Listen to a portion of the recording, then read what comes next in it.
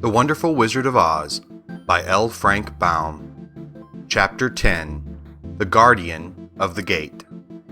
It was some time before the Cowardly Lion awakened, for he had lain among the poppies a long while, breathing in their deadly fragrance. But when he did open his eyes and roll off the truck, he was very glad to find himself still alive. "I ran as fast as I could," he said, sitting down and yawning, "but the flowers were too strong for me. How did you get me out?" Then they told him of the field mice, and how they had generously saved him from death, and the Cowardly Lion laughed and said, "I have always thought myself a very big and terrible, yet such little things as flowers came near to killing me, and such small animals as mice have saved my life. How strange it all is. But comrades, what shall we do now?" "We must journey on until we find the road of yellow brick again," said Dorothy, "and then we can keep on to the Emerald City." So the lion, being fully refreshed and feeling quite himself again, they all started upon the journey, greatly enjoying the walk through the soft, fresh grass, and it was not long before they reached the road of yellow brick and turned again toward the Emerald City where the great Oz dwelt. The road was smooth and well paved now, and the country about was beautiful, so that the travelers rejoiced in leaving the forest far behind, and with it the many dangers they had met in its gloomy shades. Once more they could see fences built beside the road, but these were painted green, and when they came to a small house in which a farmer evidently lived, that also was painted green. They passed by several of these houses during the afternoon, and sometimes people came to the doors and looked at them as if they would like to ask questions. But no one came near them, nor spoke to them because of the great lion, of which they were very much afraid. The people were all dressed in a clothing of lovely emerald green color, and wore peaked hats like those of the Munchkins. "This must be the land of Oz," said Dorothy, "and we are surely getting near the Emerald City." "Yes," answered the Scarecrow, "everything is green here, while in the country of the Munchkins, blue was the favorite color. But the people do not seem to be as friendly as the Munchkins, and I'm afraid we shall be unable to find a place to pass the night." "I should like something to eat besides fruit," said the girl, "and I'm sure Toto is nearly starved. Let us stop at the next house and talk to the people." So when they came to a good-sized farmhouse, Dorothy walked boldly up to the door and knocked. A woman opened it just far enough to look out and said, "What do you want, child? And why is that great lion with you?" "We wish to pass the night with you, if you will allow us," answered Dorothy, "and the lion is my friend and comrade, and would not hurt you for the world." "Is he tame?" asked the woman, opening the door a little wider. "Oh yes," said the girl, "and he is a great coward, too. He will be more afraid of you than you are of him." "Well," said the woman after thinking it over and taking another peep at the lion, "if that is the case, you may come in, and I will give you some supper and a place to sleep." So they all entered the house, where there were, besides the woman, 2 children and a man.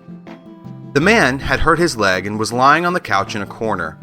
They seemed greatly surprised to see so strange a company, and while the woman was busy laying the table, the man asked, "Where are you all going?" "To the Emerald City," said Dorothy, "to see the great Oz." "Oh, indeed!" exclaimed the man. "Are you sure that Oz will see you?" "Why not?" she replied. "Why, it is said that he never lets anyone come into his presence. I have been to the Emerald City many times, and it is a beautiful and wonderful place, but I have never been permitted to see the great Oz, nor do I know of any living person who has seen him." "Does he never go out?" asked the Scarecrow. "Never. He sits day after day in the great throne room of his palace, and even those who wait upon him do not see him face to face." "What is he like?" asked the girl. "That is hard to tell," said the man thoughtfully. "You see, Oz is a great wizard, and he can take on any form he wishes. So that some say he looks like a bird, and some say he looks like an elephant, and some say he looks like a cat. To others, he appears as a beautiful fairy, or a brownie, or any other form that pleases him. But who the real Oz is, when is he in his own form, no living person can tell." "That is very strange," said Dorothy, "but we must try, in some way, to see him, or we shall have made our journey for nothing." "Why do you wish to see the terrible Oz?" asked the man. "I want him to give me some brains," said the Scarecrow eagerly. "Oh, Oz could do that easily enough," declared the man. "He has more brains than he needs." "And I want him to give me a heart," said the Tin Woodman. "That will not trouble him," continued the man, "for Oz has a large collection of hearts, of all sizes and shapes." "And I want him to give me courage," said the Cowardly Lion. "Oz keeps a great pot of courage in his throne room," said the man, "which he has covered with a golden plate, to keep it from running over. He will be glad to give you some." "And I want him to send me back to Kansas," said Dorothy. "Where is Kansas?" asked the man with surprise. "I don't know," replied Dorothy sorrowfully, "but it is my home, and I'm sure it's somewhere." "Very likely. Well, Oz can do anything, so I suppose he will find Kansas for you. But first you must get to see him, and that will be a hard task, for the Great Wizard does not like to see anyone, and he usually has his own way.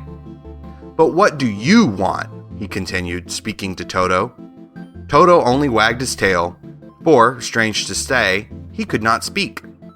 The woman now called to them that supper was ready, so they gathered around the table and Dorothy ate some delicious porridge and a dish of scrambled eggs and a plate of nice white bread, and enjoyed her meal. The lion ate some of the porridge but did not care for it, saying it was made from oats, and oats were food for horses, not for lions. The Scarecrow and the Tin Woodman ate nothing at all. Toto ate a little of everything and was glad to get a good supper again. The woman now gave Dorothy a bed to sleep in, and Toto lay down beside her, while the lion guarded the door of her room so she might not be disturbed. The Scarecrow and the Tin Woodman stood up in a corner and kept quiet all night, although of course they could not sleep. The next morning, as soon as the sun was up, they started on their way, and soon saw a beautiful green glow in the sky just before them. "That must be the Emerald City," said Dorothy. As they walked on, the green glow became brighter and brighter, and it seemed that at last they were nearing the end of their travels. Yet, it was afternoon before they came to the great wall that surrounded the city. It was high and thick and of a bright green color. In front of them, and at the end of the road of yellow brick, was a big gate, all studded with emeralds that glittered so in the sun that even the painted eyes of the Scarecrow were dazzled by their brilliancy. There was a bell beside the gate, and Dorothy pushed the button and heard a silvery tinkle sound within. Then, the big gate swung slowly open, and they all passed through and found themselves in a high arched room, the walls of which glistened with countless emeralds. Before them stood a little man about the same size as the Munchkins. He was clothed all in green, from his head to his feet, and even his skin was of a greenish tint. At his side was a large green box. When he saw Dorothy and her companions, the man asked, "What do you wish in the Emerald City?" "We came here to see the Great Oz," said Dorothy. The man was so surprised at this answer, he sat down to think it over. "It has been many years since anyone asked me to see Oz," he said, shaking his head in perplexity. "He is powerful and terrible, and if you come on an idle or foolish errand to bother the wise reflections of the Great Wizard, he might be angry and destroy you all in an instant." "But it is not a foolish errand, nor an idle one," replied the Scarecrow. "It is important, and we have been told that Oz is a good wizard." "So he is," said the Green Man, "and he rules the Emerald City wisely and well. But to those who are not honest, or who approach him from curiosity, he is most terrible, and few have ever dared ask to see his face. I am the guardian of the gates, and since you demand to see the Great Oz, I must take you to his palace. But first, you must put on the spectacles." "Why?" asked Dorothy. "Because if you do not wear spectacles, the brightness and glory of the Emerald City would blind you. Even those who live in the city must wear spectacles night and day. They are all locked on, for Oz so ordered it when the city was first built, and I have the only key that will unlock them." He opened the big box, and Dorothy saw that it was filled with spectacles of every size and shape. All of them had green glasses in them. The guardian of the gates found a pair that would just fit Dorothy and put them over her eyes. There were 2 golden bands fastened to them that passed around the back of her head, where they were locked together by a little key that was at the end of a chain the guardian of the gate wore around his neck. When they were on, Dorothy could not take them off had she wished, but of course she did not wish to be blinded by the glare of the Emerald City, so she said nothing. Then the Green Man fitted spectacles for the Scarecrow and the Tin Woodman and the Lion, and even on little Toto, and all were locked fast with the key. Then the guardian of the gates put on his own glasses and told them he was ready to show them to the palace. Taking a big golden key from a peg on the wall, he opened another gate, and they all followed him through the portal into the streets of the Emerald City. End of Chapter 10.